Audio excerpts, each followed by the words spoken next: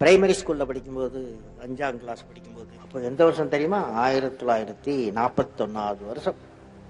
ராமேஸ்வரத்தில் வந்து பஞ்சாயத்து ஸ்கூல், அது 8ஆம் கிளாஸ் வரலையும். அங்கே எனக்கு ஒரு பெரிய டீச்சர் இருந்தார். அந்த டீச்சர் பேர் சிவசுப்பிரமணிய ஐயர்னு பேர். 5ஆம் கிளாஸ் டீச் பண்ணார்.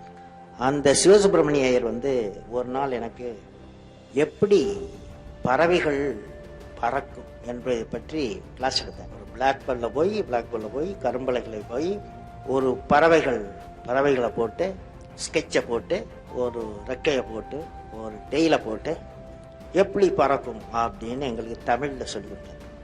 40 பேருக்கு கிளாஸில்.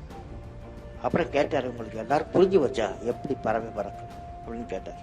நான் முதல்ல எழுப்பி கிளாஸில், சார் எனக்கு ஒன்றுமே புரியலை சார், நீங்கள் டீச் பண்ணது சொல்லுங்களா நீங்கள்லாம்.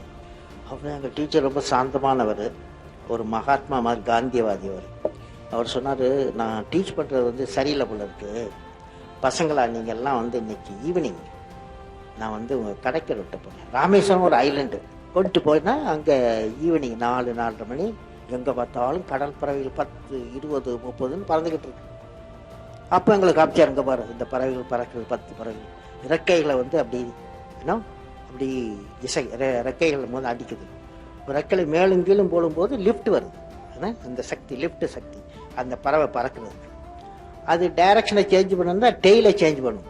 அதை காமிச்சு அது உயிர் என்ன, அதுக்கு வந்து எது மோட்டரு எது என்ஜினு, இட்ஸ் லைஃப் பவர், அதாவது அந்த லைஃப் இட் செல்ஃப் இது பவர் ஆகும், இது பறவைக்கு பவர் ஆகும் அப்படின்னு சொல்லி எங்களுக்கு எல்லாம் எக்ஸ்பிளைன் பண்ணி 10 மினிட்ஸ் எக்ஸ்பிளைன் பண்ணார்.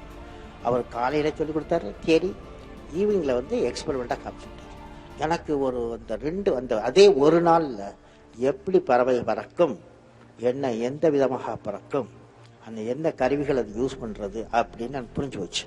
ஆனால் ஒரு முக்கிய காரியம், அன்றைக்கு தான் நான் வந்து நினச்சேன், என் கல்வி நான் என்ன பண்ணாலும் இது பறக்கும், எது பறக்குமோ பறக்கும் விஞ்ஞானத்தை பற்றி, பறக்குன்ற ஃப்ளைட் சயின்ஸ், பறக்கும் விஞ்ஞானத்தை பற்றி, இன்ஜினியரிங்கை பற்றி நான் படிக்க வேண்டும் அப்படின்ற ஒரு எண்ணம் எங்கள் சிவசுப்பிரமணிய ஐயர் அன்னைக்கு சொல்லி கொடுத்தது மூலம் எனக்கு ஒரு திட்டம் வந்துச்சு.